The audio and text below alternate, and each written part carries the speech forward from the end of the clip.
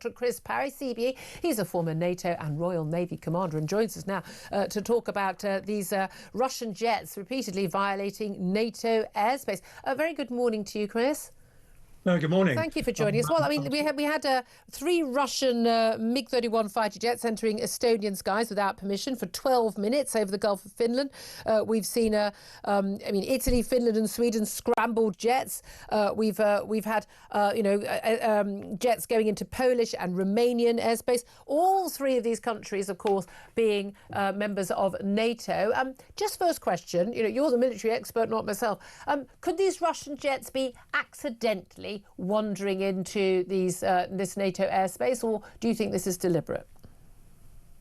Oh, Julia, it's deliberate. I mean, you could probably accept that one would stray in, but a formation of 3 with advanced navigational aids and top training, you're not going to wander in. It's deliberate. Yeah. The Russians have been nervous about the Baltic and the Black Sea for the last 200 years. And they're constantly probing the defences and have done throughout history to make sure that they can either dominate or neutralise threats from those directions.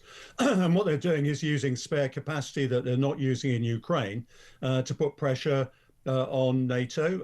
And you and I have discussed this before. When Vladimir Putin's finished with what he's doing in Ukraine, he'll turn the pressure on the Baltic states and will try and get revenge for Sweden and Finland daring to join NATO. I think that's the next. Yeah, I mean, again, these countries are very clear. They know exactly what the threat is. And again, a lot of the, it's not necessarily going to be, tanks rolling over the borders in the first instance, just as it wasn't in Ukraine, when you look at what they did in Crimea, first of all. But when you say probing defences, they're looking to see what the reaction from NATO is. Now, should the reaction from NATO be a wagging of the finger, a calling in of the Russian ambassador, which seems to be what we're doing so far, getting some jets in the air and going, "Ooh, please don't." Should we be shooting down those jets, or is the fear that that will start World War III? Well, Julia, in 2009, a Russian jet violated Turkish airspace for 20 seconds. And it became permanently grounded by the Turkish air defence system. Yeah. Guess what? That was in relation to Syria, wasn't it? Yeah, it was. But there haven't been any violations of Turkish airspace since then. Turkey sent a clear signal. I don't bloody well think so, basically. Yeah, and what we should be saying now, we know that you're engaged in what we call grey zone warfare. We're seeing espionage, sabotage, cutting of cables and pipelines and things like that. We know that's all part of this very low-level war that you're engaged in with NATO and the free world. And if you do it again, we reserve the right to splash you. That's all we've got to say. We just say, we want to avoid accidents, but be very clear. I'll tell you, Julia, if you put 3 RAF Typhoons across the border into Russian airspace, they wouldn't be coming back. Well, and that's the thing, isn't it? He knows he's testing, this is the issue with Western leadership right now, is that actually this fear of taking any action because you're going to escalate. But that was the same argument over Ukraine as well. And this idea that, well, if you don't do anything, then it's OK, whereas actually Putin takes it as a clear signal of weakness.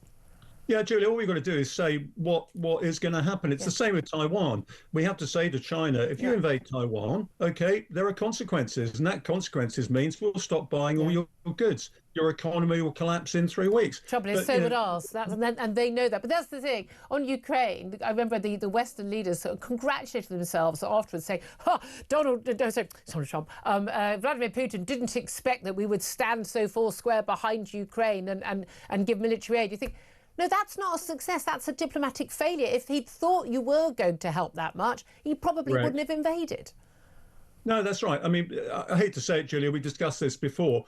We've got leaders in our democracies who don't know how to threaten and use force, and they don't understand the logic of deterrence.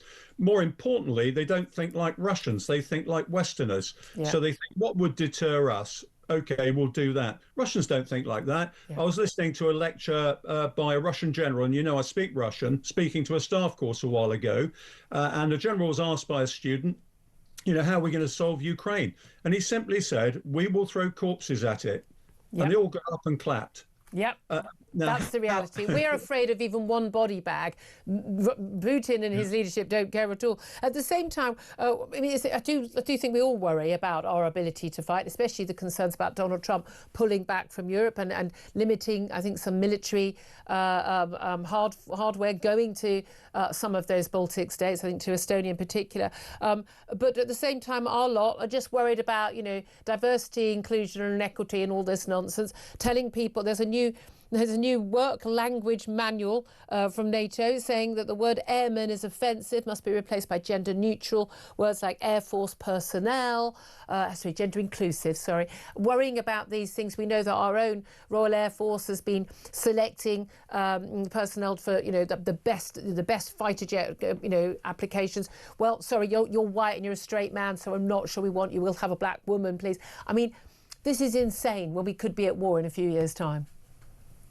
Yeah, the whole of our armed forces are infected with this, Julia. My own view is I don't care what you want to call yourself as long as you can fight. Yeah, that's what we're looking for. The point. I used to say to my sailors and Marines, as long as it's legal and it's decent, you can do what you like with your life as long as you hate the French. It's as simple as that. And on that note, Rear Admiral Dr. Chris Parry, thank you so much for joining us. Sam Armstrong, that we are in really dangerous territory. We've got really livid, weak leaders across the West who don't understand, including Donald Trump, I'm afraid, to how to explain to, forces like Putin's, no.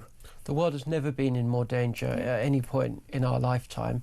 And it makes me sick. It makes me sick that the same Royal Air Force that 85 years ago, airmen, got into, and they were always called airmen, got into little Spitfires, got into Hurricanes and took on the greatest armada of attack ever to be launched on this country, and single-handedly, as one country that stood alone, repelled the forces from evil. It is offensive to me, and I think offensive to them, that body is now denigrating them, their views, their values, their language. Absolutely. And won't fight for our Western values, our nation and our flag anymore. It is a terrifying day. It really is.